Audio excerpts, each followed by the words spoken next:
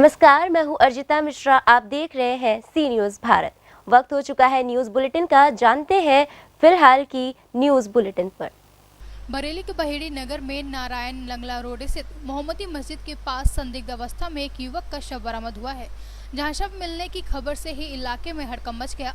वहीं आनन फानन में घटना की सूचना पुलिस को दी गई, जहां मृतक युवक की पहचान 45 वर्षीय उमाचरण उर्फ कल्लू निवासी मोहल्ला शेखुपुर के रूप में हुई है।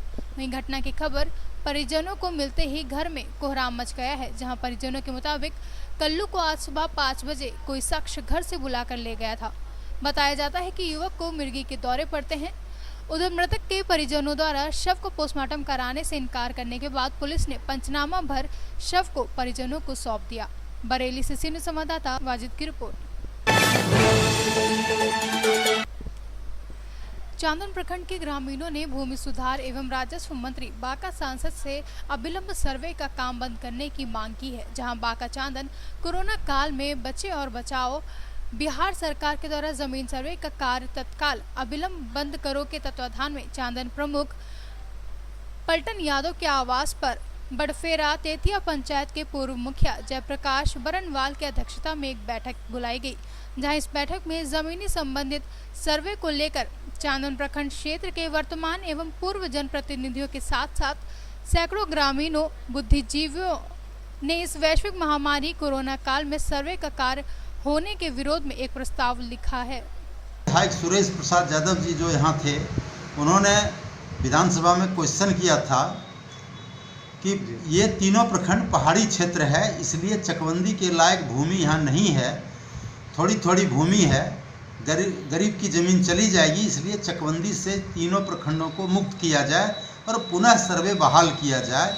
जिसके आलोक में राज्य सरकार ने तीनों प्रखंडों में चकबंदी स्थगित कर दिया और चकबंदी की सारी संचिका पुनः सर्वे विभाग को लौटा दिया। सर्वे विभाग ने यह कहते हुए कि चकबंदी में हमारे संचिका यानी रिकॉर्ड से बहुत छेड़छाड़ हुआ है, इसलिए हम चकबंदी के आदेश को नहीं मानेंगे और सर्वे के काम को पुनः तस्दीक से यानी अटेस्टेशन से प्रारंभ करेंगे। जिसके आलोक में राज्य सरकार ने 1988 में पुनः तस्दीक से शुरू कर दिया चांदन प्रखंड का, चांदन कटोरिया बौंसी का, और यह कार्य 1995-96 तक चलते रहा। यह कार्य समापन होने के बाद कटोरिया का 90%, बौंसी का 90% और चांदन का 10% फाइनल खतियान प्रकाशन होकर जनता के बीच में वितरित हो गया और शेष नोट फाइनल पड़ा हुआ है। इसके बाद 2000 में राज्य सरकार ने इसको बंद कर दिया कि सर्वे अभी तत्काल स्थगित रहेगी। तो सरकार शुरू से सर्वे कराना चाहती है।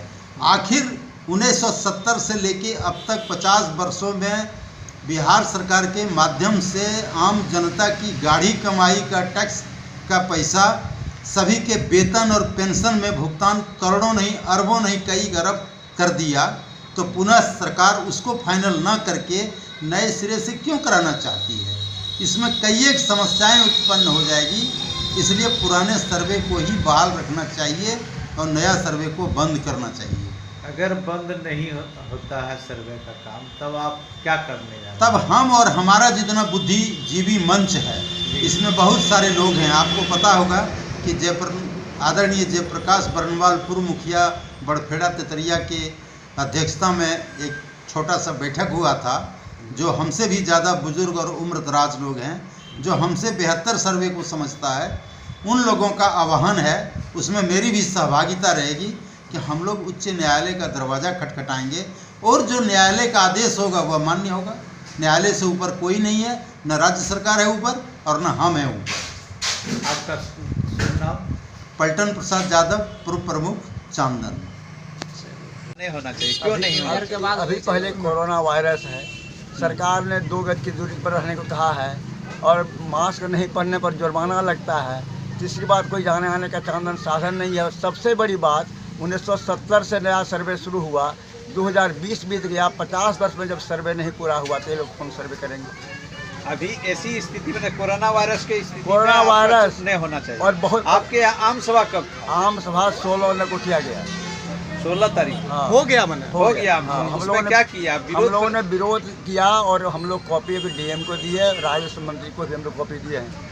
आवेदन दिए दिए हैं? हैं। आपके पास आवेदन है अभी? अब हाँ, उसकी प्रतिलिपि है हमारे पास। है आपके हाँ है। पास? तो आप इसका विरोध में अब क्या करने जा रहे हैं? हम लोग चाह रहे हैं कि सब कोई मिल करके संयुक्त शक्ति बनाएंगे और हम लोग जनहित याचिका हाईकोर्ट में दायर करेंगे।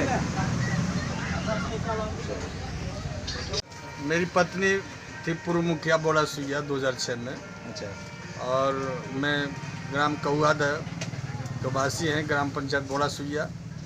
सर्वे अभी बिल्कुल नहीं होना चाहिए। क्यों नहीं होना चाहिए? सबसे पहले तो विश्व स्तरीय महामारी है।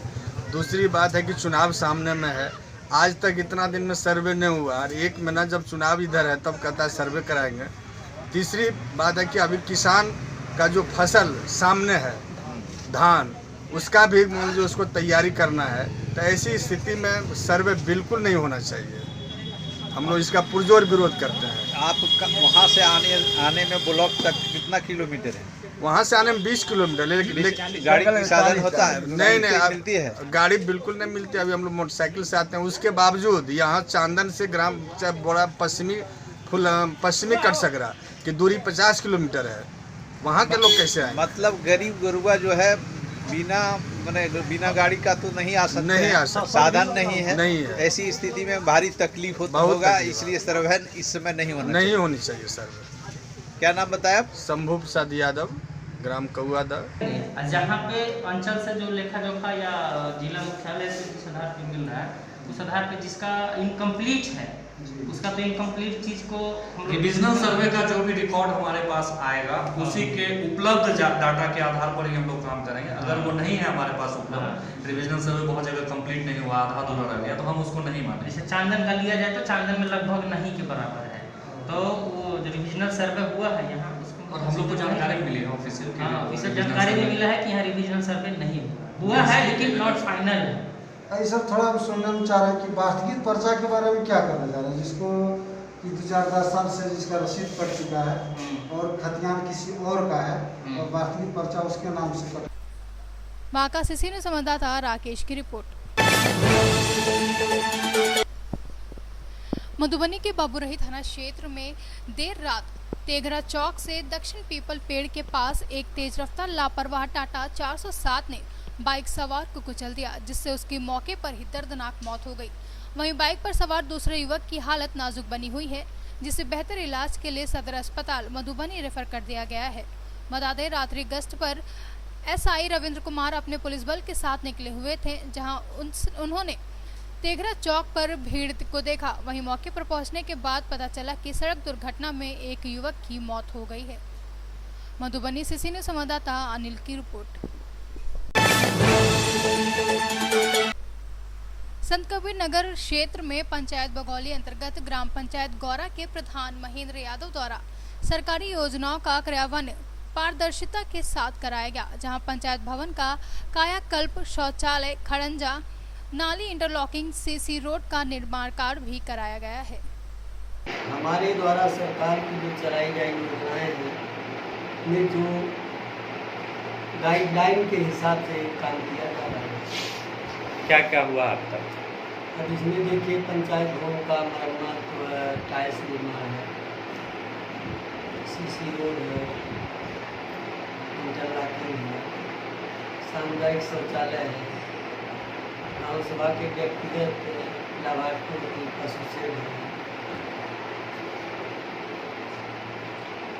और ये जो है पेंशन, विधवा पेंशन, विकलांग, ये सरकार की मंशा के अनुरूप ही जो भी लाभार्थियों को लाभ पहुँचाना है वो पहुँचाया जा रहा है। कौन सा ग्राम सभा है जी? ग्राम पंचायत गौरा।